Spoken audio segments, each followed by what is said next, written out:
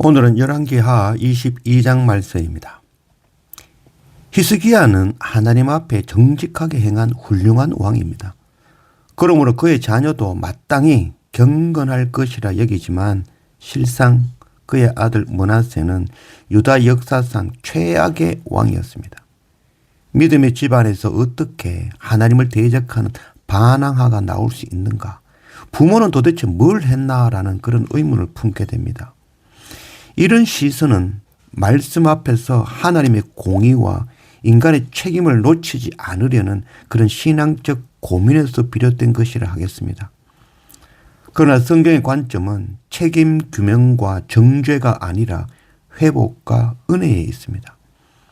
우리는 므낫세의 죄와 그의 부모 히스기야와 헵시바의 책임을 이야기하죠. 그러나 성경은 그런 인간적 호기심에는 침묵하고 대신 하나님의 극적인 회복을 강조합니다. 하나님의 시선은 죄가 아니라 회개에 있습니다. 누가 잘못했는가가 아니라 누가 돌아올 것인가입니다. 하나님은 므낫세의 회개를 들으시고 다시 은혜를 베푸셨습니다. 결국 우리 모두는 므낫세인 것입니다. 때로는 믿음의 가정에서 실망스러운 열매가 나오는 현실을 봅니다. 부모로서, 교사로서, 선교사로서 내가 뭘 잘못했는가 자책할 수도 있습니다. 또는 다른 사람의 그 실패와 그 열매를 보며 판단하고 싶을 때도 있죠. 그러나 하나님은 사람들이 버린 자도 다시 부르시고 사람들이 정죄한 자도 다시 회복시키십니다. 하나님의 시선이 머무는 자리는 결국 은혜의 자리입니다. 우리는 모두 그 은혜의 대상인 것입니다. 날마다 말씀과 예배로 하나님 은혜의 자리로 날마다 나아가는 그런 우리가 되기를 원합니다. 1절 요시야가 왕위에 오를 때에 나이가 8세라 예루살렘에서 31년간 다스리니라. 그의 어머니의 이름은 여디다요 보스갓 아다야의 딸이더라.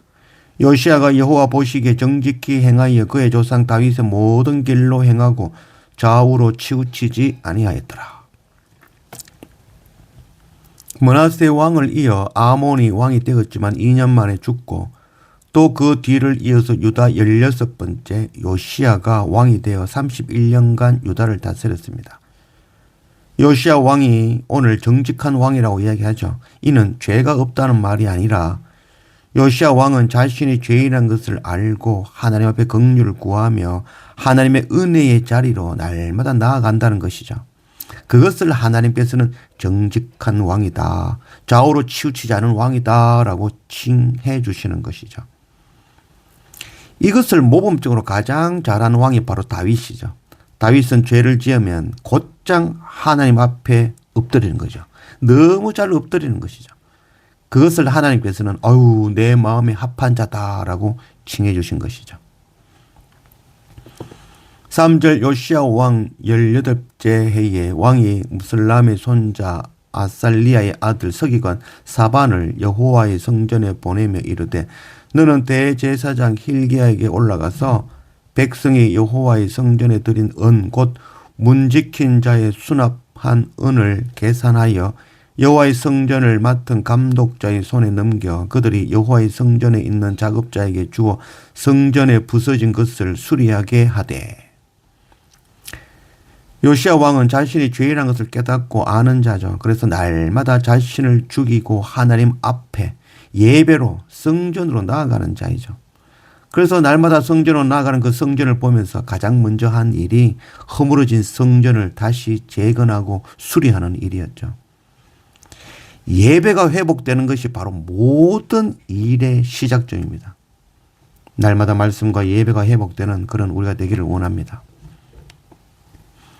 8절 대제사장 힐기야가 서기관 사반에게 이르되 내가 여호와의 성전에서 율법책을 발견하였노라 하고 힐기야가 그 책을 사반에게 주니 사반이 읽으니라.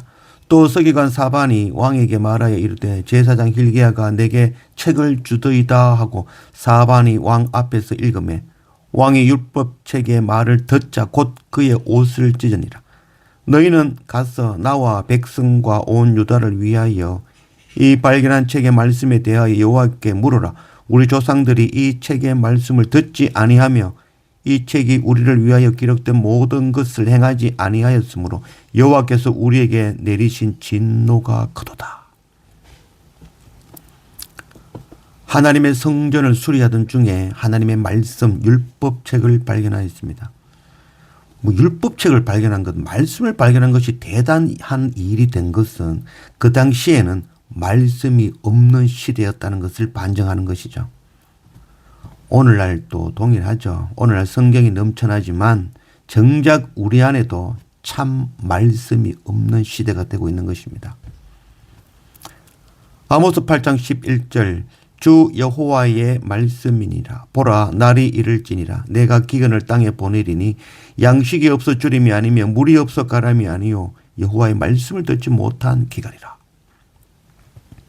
사람은 기근으로 양식이 없어서 죽는 것이 아니라 하나님의 말씀이 없어서 죽는 것입니다.